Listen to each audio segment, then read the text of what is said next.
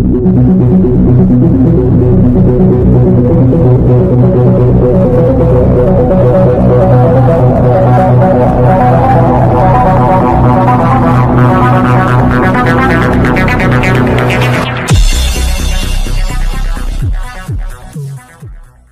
పరిస్థితిలో నేను ఏ కార్యకర్తకు ఏం చేయాలా, ఏ నాయకుడికి ఏం చేయాలా అని ఒక డైరీలో రాసుకొని మనం వచ్చే రాక లోకల్ అభ్యర్థికి ఒక అవకాశం వచ్చింది.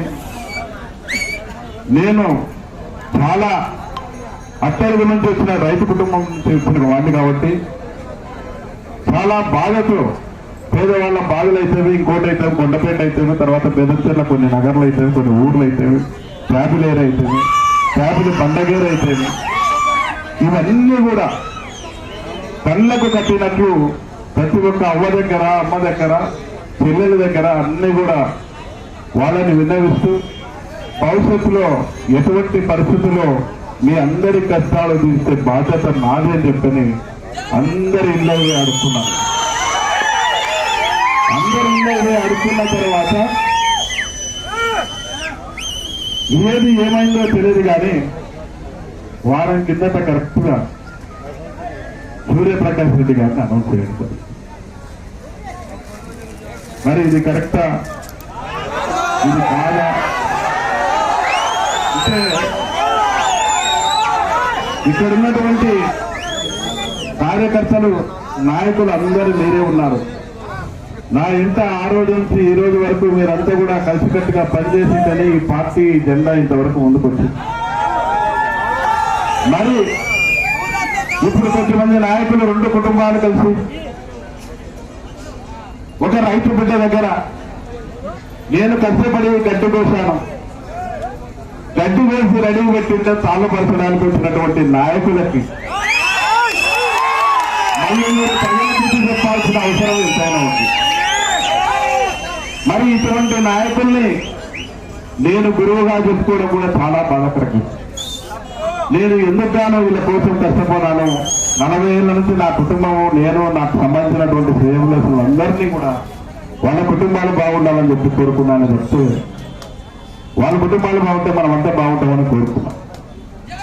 మళ్ళీ 40 ఏళ్ళ నుంచి వాళ్ళకు ఊరికం చేసినటువంటి ఒక శిష్యుణ్ణి, ఒక రైతు బిడ్డని, ఇటువంటి వాడిని వాళ్ళు క్షమించలేక మేమే ఉండాలా, మేము ఎందుకు ఉండకూడదు, ఇది మా డోను, మా అడ్డ అని చెప్పి చెప్తా ఉన్నాం. మళ్ళీ మీరు క్షమిస్తారా?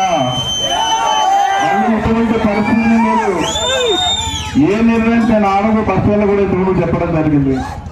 మొదటి రోజు సూర్యప్రకాష్ రెడ్డి గారిని అనౌన్స్ చేసిన తర్వాత కూడా కార్యకర్తలకు కూడా తెలియజేయడం జరిగింది.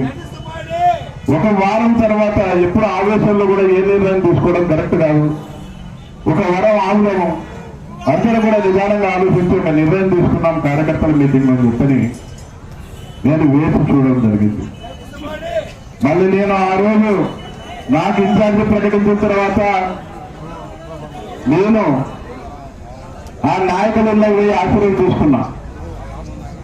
కానీ నా ఆశీర్వాదం మాత్రం వాళ్ళు తీసుకోవాల్సిన అవసరం లేదు. కానీ 2.5 సంవత్సరం మిమ్మల్ని అందరికీ ఇంత ఇబ్బంది పెట్టి కార్యకర్తలతో మమేకమై పార్టీని బలోపేతం చేస్తున్నాడని చెప్పని ఆ రెండు కుటుంబాలు నిన్న ఉదయగా చెప్తే మరి నన్ను కనీసం మాట కోసమన్నా, మాట సాయం అన్నా, అయ్యా నీ అవసరం ఉంటుందని చెప్తానే ఇద్దరు రేపు నిన్న వాళ్ళంతా పెళ్లి చేసుకోవడం జరిగింది, ఊరేగింపుడు జరిగింది.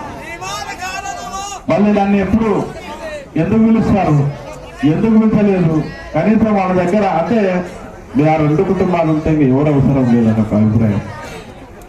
ఇది కరెక్టా, ఇది తప్ప, ఇది నిజమా, ఇవన్నీ కూడా మీరు ఆలోచించాలి.